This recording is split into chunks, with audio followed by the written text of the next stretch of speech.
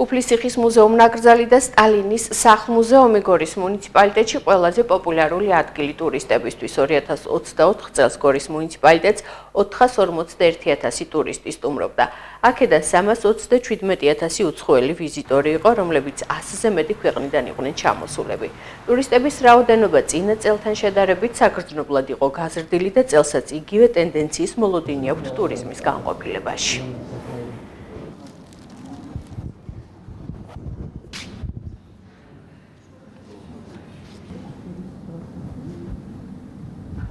ყველაზე მნიშვნელოვანი ობიექტი სტალინის სახელმწიფო მუზეუმი და უფლისციხე.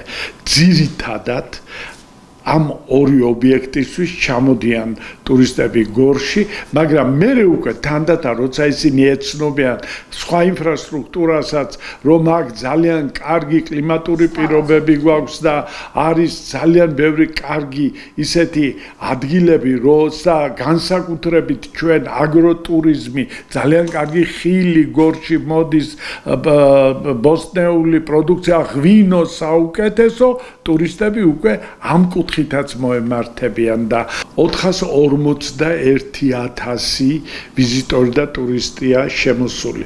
მათ შორის უცხოელი 327,000-ია და ყველაზე მთავარი ის არის, რომ კონკრეტულად რო ვთქვათ, რომელიმე ქვეყნიდან განსაკუთრებულად თითქმის ბალანსდებოდა წლის განმავლობაში მსოფლიოს ყველა კუთხიდან დაახლოებით 100-ზე მეტი ქვეყნიდან არის შემოსული ტურისტი ჩვენთან. ზოგი მეტნაკლებად, ზოგი ჯგუფებად, ზოგი ინდივიდუალურად, მაგრამ აი ჩვენ საინფორმაციო ცენტრში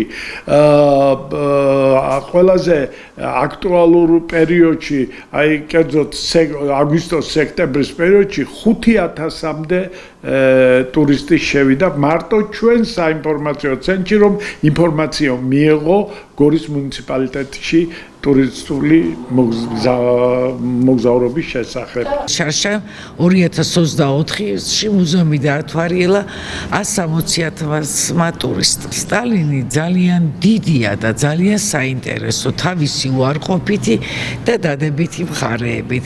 მუზეუმის დამთვალიერებათა მრავალფეროვნება, რომის ყველასთვის ერთნაირად საინტერესოა, ეს იქნება ევროპა, აზია, ამერიკა, ცხადყოფს ამას.